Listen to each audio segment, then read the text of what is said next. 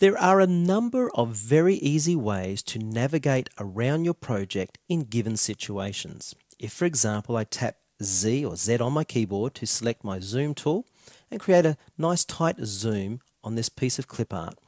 If I want to maintain this zoom level but move to other locations, it's very easy to click on the navigator, and maintaining that zoom level, I can begin to pan around or navigate to different locations within my piece of artwork. Release, and of course I've maintained that zoom level but in an alternate location.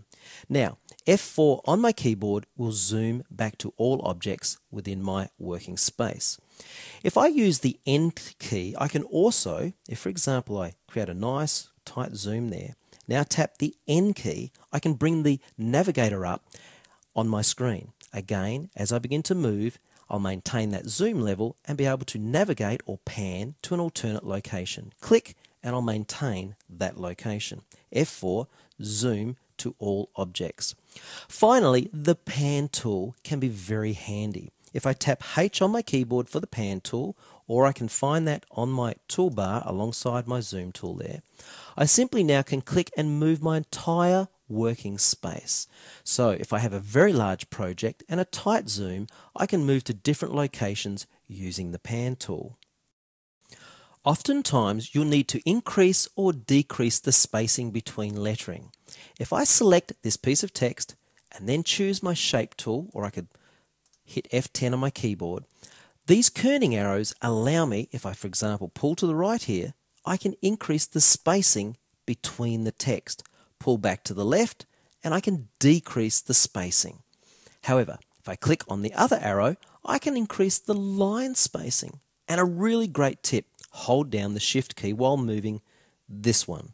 Shift, pull to the right, and now I'm increasing the spacing between all of my words. Now, if you need a more accurate approach to kerning, come straight up to Text and choose the Character Formatting Docker. If I now come over and select my text tool, I can select, for example, this piece of text, and as I do, you'll notice the range kerning option becomes available. I can simply increase the range of kerning on the selected piece of text, and of course that looks great for that particular design. Now, one last thing to show you. I'm just going to undo that. Now, if I select my piece of text, right click and drag over the outline of this circle until I see that little change in my cursor, release my mouse, now choose Fit Text to Path. A quick tip here, by the way. Notice how the screen has not refreshed. If you want to manually refresh your screen, double click on the scroll bar. That's a great tip. Now again, with my Shape tool, if I simply pull on the kerning arrow to the right, I can increase the spacing between my lettering so that it goes further around the outline of this circle. If that doesn't feel right, I'll pop that back a little. I can then of course hold down my Shift key and increase the spacing between words until I feel I've got a reasonable spacing all the way around my object.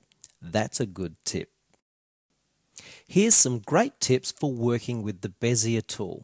Well, if I select my Bezier tool under the Curves tool flyout, what you'll notice as I use the Bezier tool is that by default, it always creates symmetrical curves. So if I click and drag, I get those double-ended control arms that are the exact same length from the node. Again, click and drag, and we'll always create symmetrical style curves.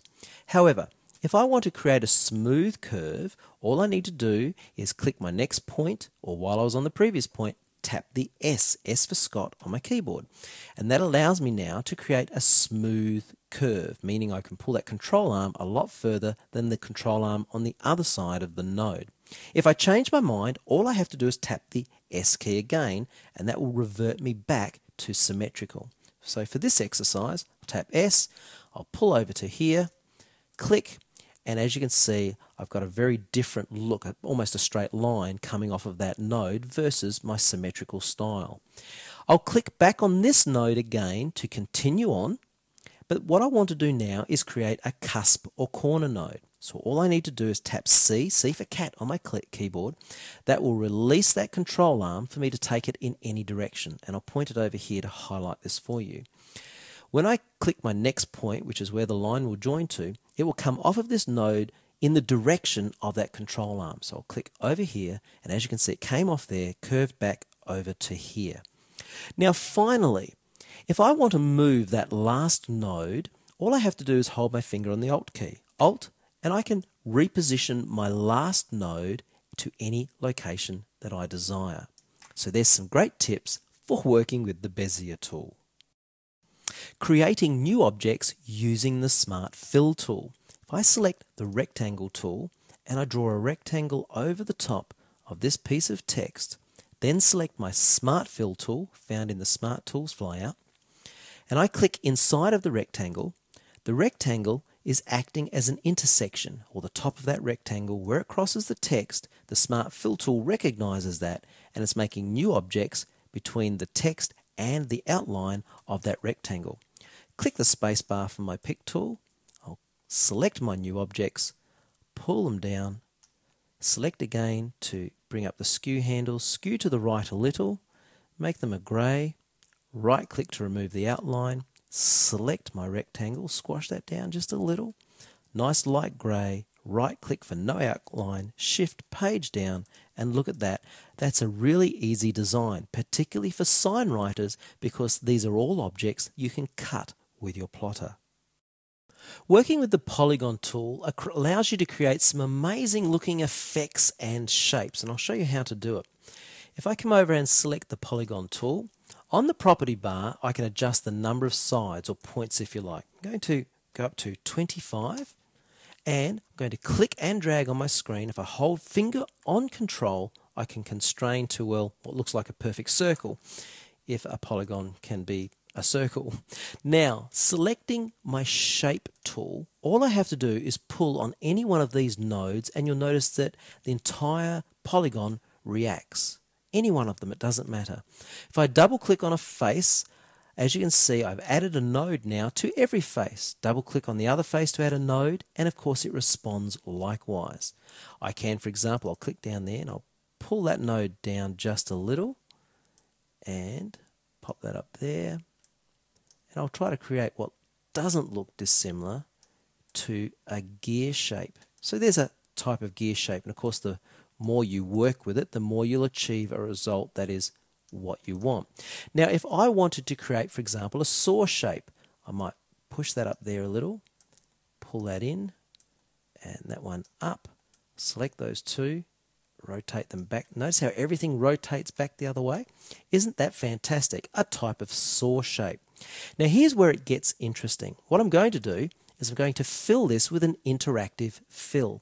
So I'll come down and select my interactive fill tool, click and drag. I'm just going to randomly add some colors. So I'll pop red in the middle, followed by, say, a yellow, followed by a blue, and finally followed by, say, a pink. I'll pop that there.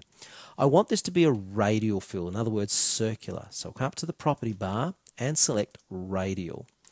Now, if I go back to my shape tool, and I begin to pull on these nodes now, particularly crossing to the other side and twisting, can you see what's happening? And pull right out. Isn't that an amazing effect? The effect always looks better if you remove the outline. So right click to remove the outline. Any node, pull on it, twist it in any direction that you want, and you can create the most amazing looking shapes.